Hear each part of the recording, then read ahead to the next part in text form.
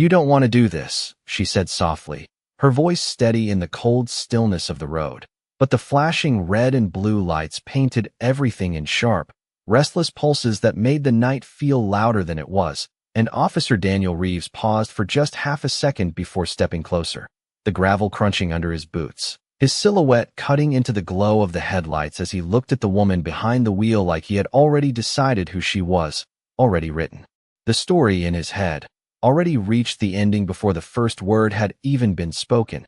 And Naomi Carter sat there with both hands resting calmly on the steering wheel, her fingers still, her shoulders relaxed, her breathing slow and measured, as if the tension outside the glass couldn't quite reach her, as if she had stepped into a different rhythm than the one the world was trying to force on her. The dashboard clock glowing 2:07 a.m. in a quiet green that reflected faintly against her skin.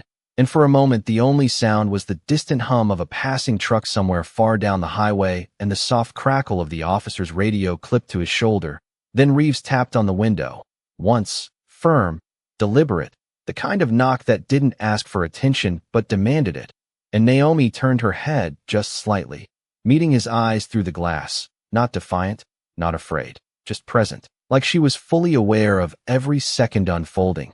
And when she rolled the window down, the night air slipped inside, cool and dry, carrying the faint scent of asphalt and something metallic, something sharp. "License and registration," Reeves said, his tone flat, practiced, but there was an edge beneath it, something impatient, something already leaning toward escalation. And Naomi reached slowly toward the console, every movement controlled, every gesture intentional, the soft rustle of paper sounding louder than it should in the quiet. And as she handed over the documents, her phone lit up beside her, the screen flashing briefly before dimming again, a notification that read "restricted access call missed," the words disappearing as quickly as they came, unnoticed by the man standing just inches away.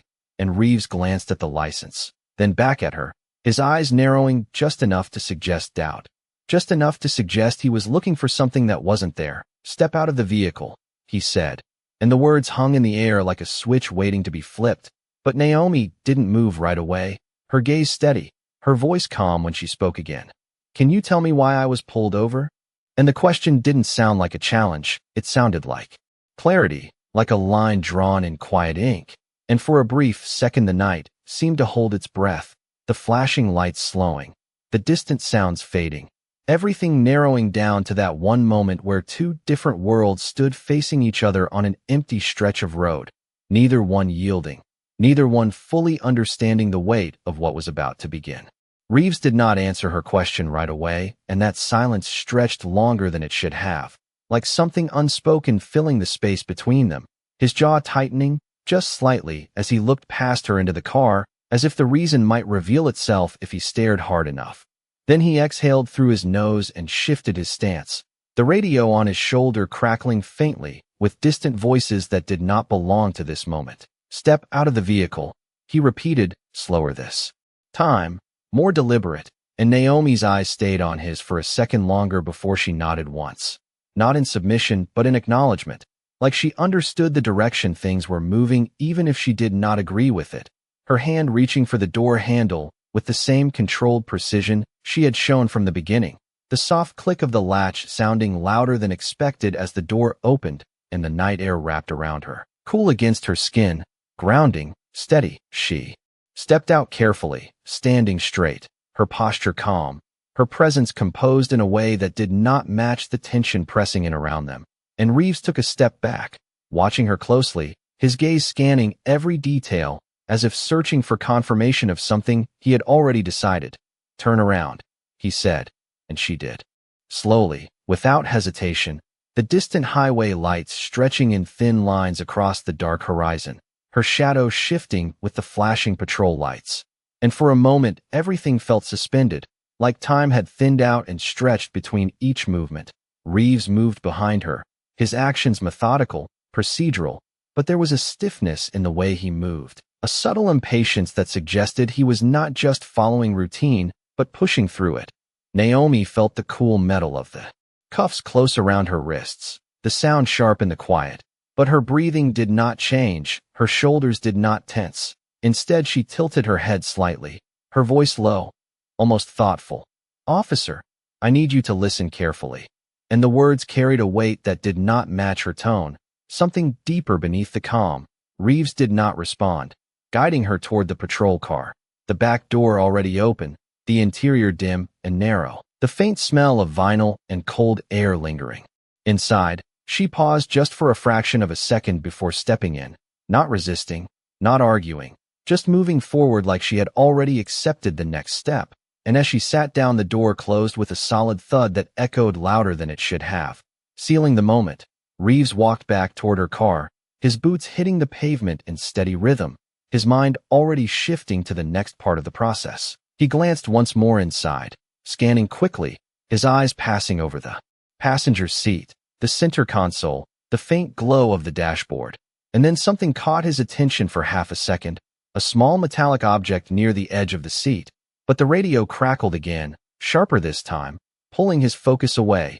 "Unit 12, status check." The voice came through, and Reeves reached up instinctively, pressing the button. "All clear," he replied, his tone firm, controlled. And when he turned back, the object was no longer in his immediate focus, just another detail lost in the night. He closed the car door and headed back to his patrol vehicle, unaware that behind him, inside the back seat, Naomi Carter leaned her head slightly against the cold surface of the window, her eyes closing for a brief moment as she took a slow breath in and out, steady, measured, as if syncing herself with something beyond the flashing lights, beyond the empty road, beyond the reach of this moment. And when she opened her eyes again, she whispered, barely audible, "It is already in motion," not as a warning, not as a threat, but as a simple statement of fact. Something that had begun long before this stop and would continue long after it ended. The patrol car engine hummed low as it rolled down the empty stretch of highway, tires whispering against the asphalt while the flashing lights painted the darkness in slow, rhythmic pulses that reflected across Naomi's face through the rear window, her hands resting quietly in her lap despite the metal around her wrists, her posture still composed, still centered, as if the confined space did not disturb her. As if she had stepped outside the urgency of the moment and was observing it from somewhere distant. And up front, Reeves kept his eyes on the road, one hand on the wheel, the other near the radio, his expression set, controlled, but something subtle had shifted, something he could not quite name, the echo of her words lingering in the back of his mind like a faint signal he could not tune out. "It is already in motion." He dismissed it at first, just another line, another attempt to sound important. But the tone had been different, not defensive, not emotional, just certain. And that certainty pressed against his thoughts in a way that made him check the rearview mirror more often than necessary. Each glance catching Naomi exactly the same, calm, steady, her gaze not on him, but somewhere beyond the glass, like she was tracking something he could not see. And the radio crackled again, sharper this time, voices overlapping briefly before settling into a clear transmission. "All units stand by for update," the dispatcher said, the tone clipped, slightly strained, and Reeves frowned. That was not standard phrasing for this hour, not for a quiet night shift like this. He reached up, adjusting the volume slightly, but before he could respond, the signal cut out for a second, replaced by static that filled the car with a low hiss, then silence. And just as quickly it came back, but the voice was different now, more formal, more controlled. "Unit 12, confirm your current status and location." Reeves straightened slightly, pressing the button. "Unit 12, one detained individual, en route to Precinct. All clear," he said, his voice steady, professional, but there was a pause on the other end that stretched longer than expected, a hesitation that did not belong, then a simple response. "Copy," and nothing more. No follow-up, no routine acknowledgement, just that single word, and the line went quiet again. Reeves glanced at the console, then back at the road, his grip on the wheel tightening just enough to feel. Something about the exchange did not sit right, but he pushed it aside, focusing on the task, the procedure, the familiar structure that had guided him through hundreds of stops before this one. Routine, predictable, controlled. Yet in the back seat, Naomi shifted. Slightly, not out of discomfort, but as if adjusting to a change only she could sense, her eyes opening slowly, the faint reflection of passing streetlights moving across them like signals. And she spoke again, her voice low but clear enough to carry forward. "It is spreading faster than I thought." The words were not directed at him, not quite. More like an observation spoken aloud, and Reeves glanced back sharply. "What did you say?" he asked, but she did not repeat it. Instead, she leaned her head back against the seat, her gaze steady, her breathing even, as if the answer had already been given in a way he could not yet understand. And outside, the night remained unchanged. The same empty road, the same distant lights, the same steady movement toward the precinct. Yet something beneath the surface had shifted, something quiet but undeniable, like a system beginning to wake up far beyond the reach of flashing lights and routine reports, something already in motion. The patrol car turned into the precinct lot just after 2:31 a.m., the tires rolling over the uneven concrete with a low, hollow sound that echoed off the quiet building. And for a moment, everything looked exactly the same as it always did.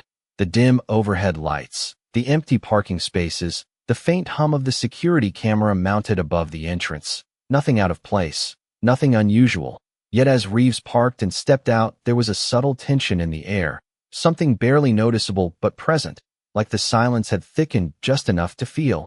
He walked around to the back door and opened it, the hinges creaking softly as Naomi stepped out on her own without being told, her movements steady, her posture unchanged, as if the transition from highway to station meant nothing to her, as if she had already moved beyond this place before arriving. And Reeves gestured toward the entrance, his voice clipped, "Inside." And she walked ahead without resistance, her footsteps soft against the concrete, the glass doors sliding open with a quiet mechanical sound that seemed louder in the stillness of the early morning. Inside, the fluorescent lights cast a pale glow over everything.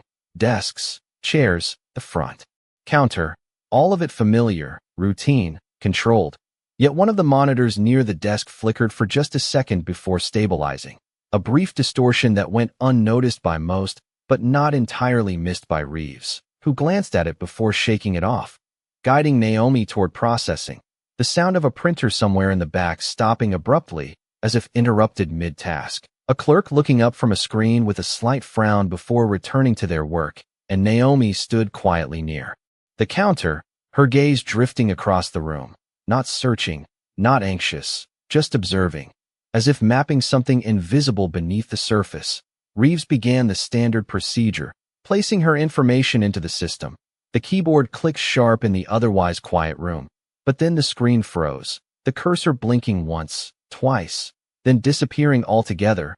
He frowned, tapping a key, then another. The system responding slowly, too slowly, a delay that did not belong. "System has been acting up all night," the clerk muttered from behind him, but there was uncertainty in their voice, and Reeves leaned closer to the screen, trying again, the database finally pulling up her name, Naomi Carter, but instead of the usual fields and records, a blank space appeared for a fraction of a second before lines of restricted text flashed and vanished, replaced by a simple message, "Access denied."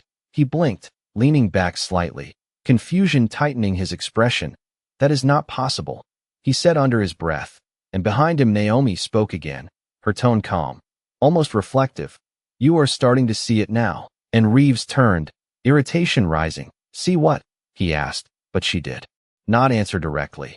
Instead, she looked toward the flickering monitor near the desk, the one that had glitched earlier, and for a moment the entire room seemed to dim slightly before returning to normal, like a brief drop in power, the overhead lights buzzing softly as they stabilized, and the clerk stood up, glancing around. "Did you see that?" they asked, but no one responded clearly, the uncertainty spreading quietly through the room, subtle but growing, and Reeves felt it then, not fear.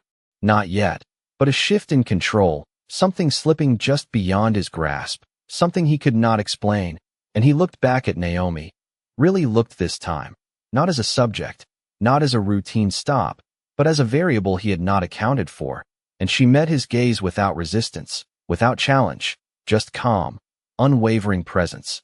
And in that moment the familiar structure of the night began to feel thinner, less certain, like it was being rewritten in real time by something far outside the walls of the precinct, something that had already begun before they arrived. and was now moving through the system piece by piece, quiet, precise, unstoppable. The room did not return to normal after that moment. Even though everything tried to pretend it had, the lights stayed on. The monitors flickered back to steady images. The quiet hum of equipment resumed. But something underneath had shifted in a way that could not be reversed. Reeves stood still for a second longer than he should have, his eyes moving between the screen and Naomi, trying to anchor himself in procedure, in something familiar, something structured. "Run it again," he said to the clerk, his voice firmer now, as if control could be reasserted through repetition. The clerk nodded quickly, fingers moving across the keyboard, the system responding slower this time, lagging, each second stretching just a little too long. And when Naomi's name appeared again, the same result followed: access denied. But this time additional text flickered beneath it for a fraction of a second, too fast to fully read, but enough to register. A string of numbers. A classification code, something that did not belong in a local database. The clerk leaned back slightly, confusion clear now. "I have never seen that before," they said, and Reeves felt a tightening in his chest. Not panic, not yet, but pressure, the kind that builds when certainty starts to crack. He reached for the radio, pressing the button. "Dispatch, I need confirmation on a detainee record," he said. But instead of the usual immediate response, there was silence, then static, low and uneven, like the signal itself was being filtered, interrupted, reshaped. He tried again. "Dispatch, respond." And this time a voice came through, but it was not the same voice from earlier, not the familiar cadence of routine communication. It was sharper, more controlled. "Unit 12, stand by." And then nothing, no explanation, no follow-up. Just that same pause that seemed to stretch beyond normal limits. Reeves lowered the radio slowly, his eyes shifting again toward Naomi, who had not moved from where she stood, her hands still restrained, her posture still calm, her expression unchanged. But there was something different now, something more visible in the way she held herself. Not resistance, not fear, but certainty, the kind that did not need to be spoken aloud. And the room around them began to reflect that shift in subtle ways.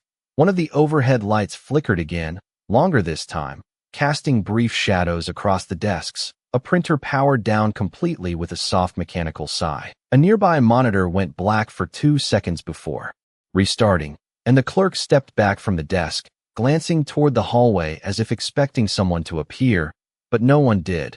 The building felt quieter than it should have, not empty, but paused, like something had reached in and slowed everything down just enough to be noticed. Reeves exhaled slowly, trying to steady his thoughts, trying to regain the sense of authority that had carried him through the night.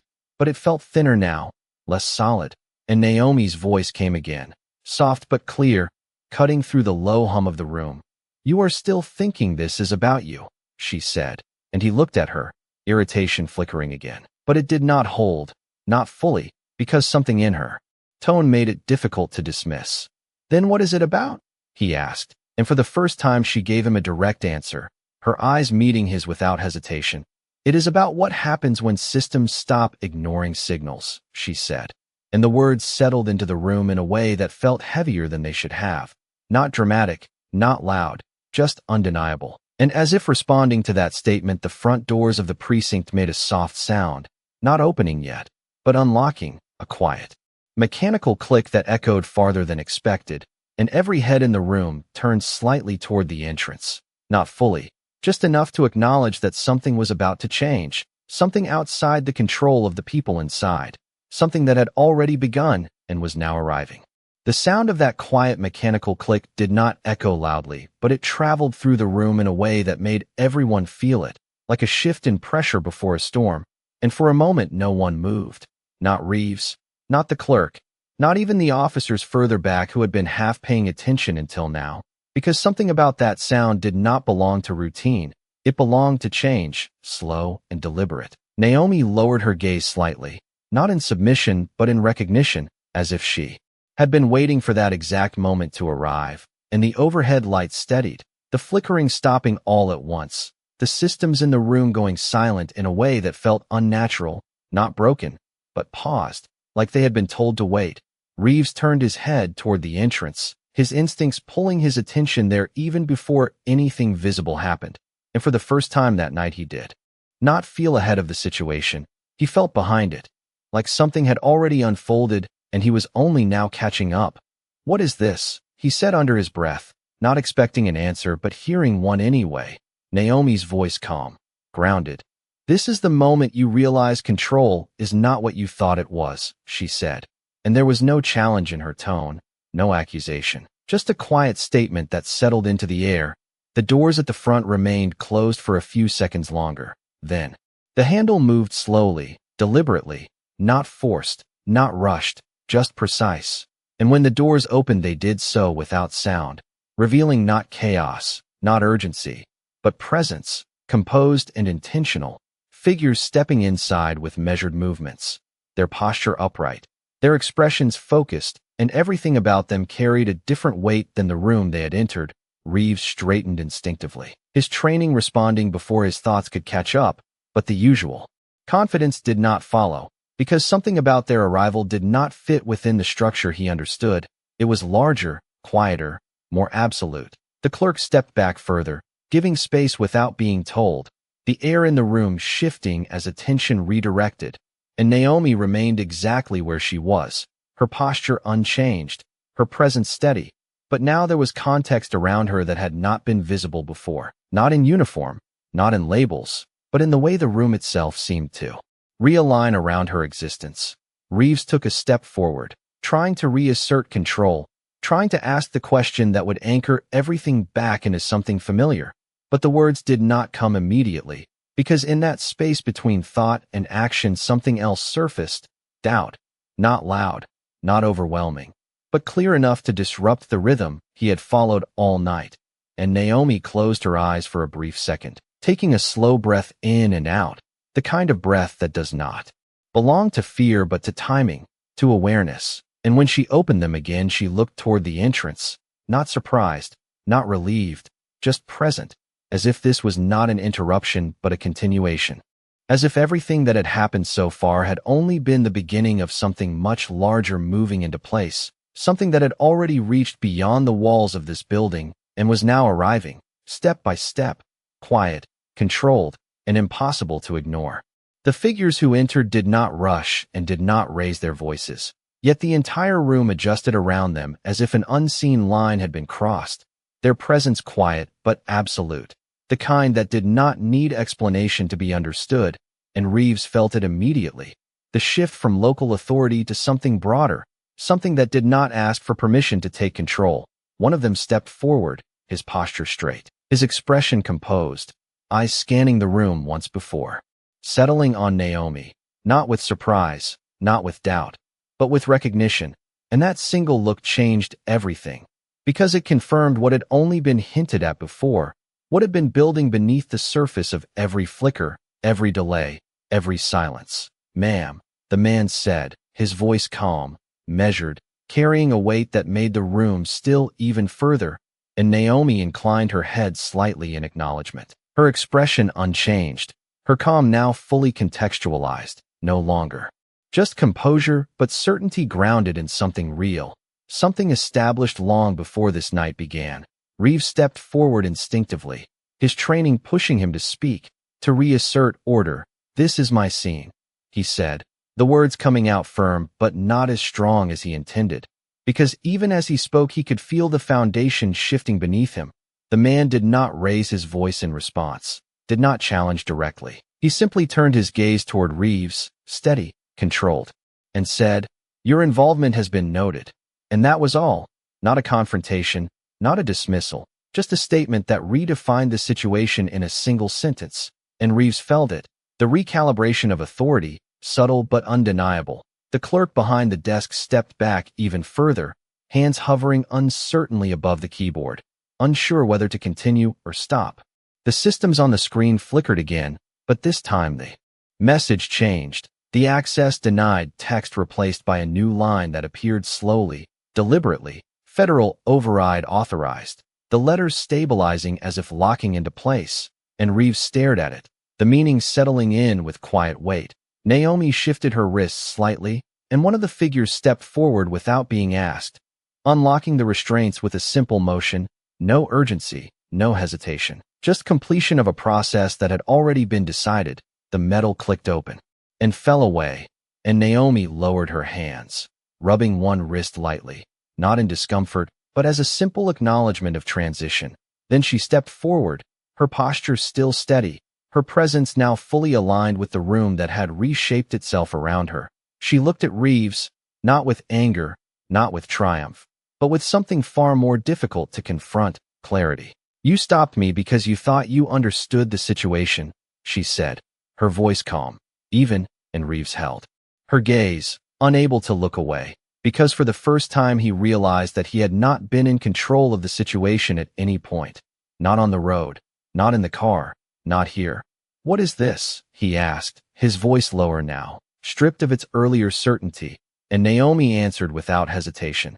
"This is accountability reaching the point it was always meant to reach," she said. And the words did not echo loudly, but they settled into the space with quiet permanence, and around them the room continued to adjust, systems stabilizing under new authority, roles shifting without argument, and Reeves stood there in the middle of it, no longer the center of the scene, but part of something much larger that had just revealed itself in full.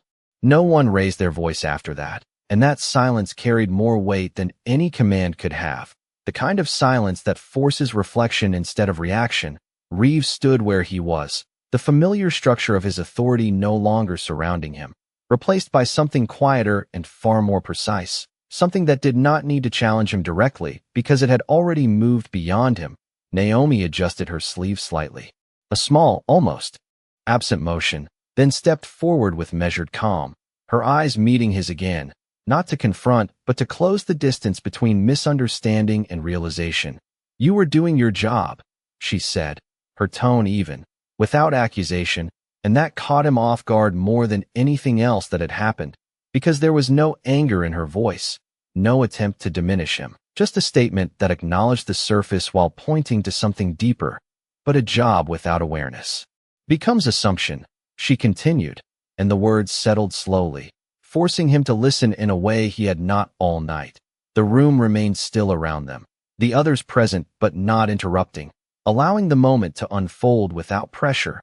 Reeves exhaled quietly, the tension in his posture shifting, not disappearing, but changing form, becoming something closer to understanding, even if incomplete. "I followed procedure," he said, the words sounding less certain now, more like a question than a defense, and Naomi nodded once, acknowledging the truth in that without validating the outcome.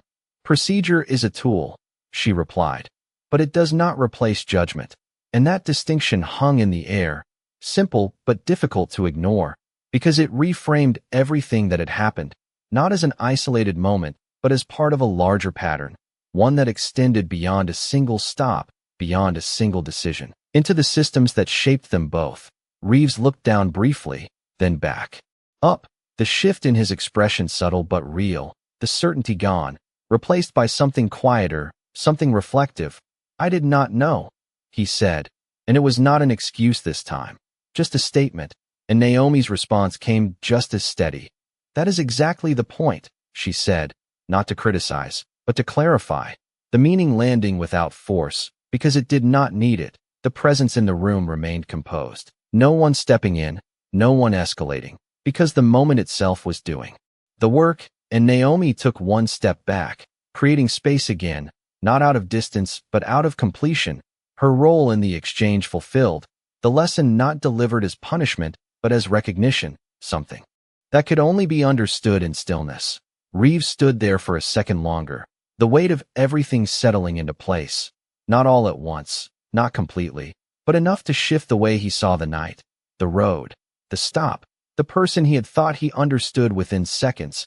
And for the first time since the lights had flashed behind her car, he did not feel the need to speak, to control, to direct. He simply stood, present in a moment that had moved far beyond routine, far beyond expectation, and Naomi turned slightly toward the exit, the path ahead now open, not dramatically, not with urgency, just naturally, as if it had always been there, waiting for the right moment to be seen.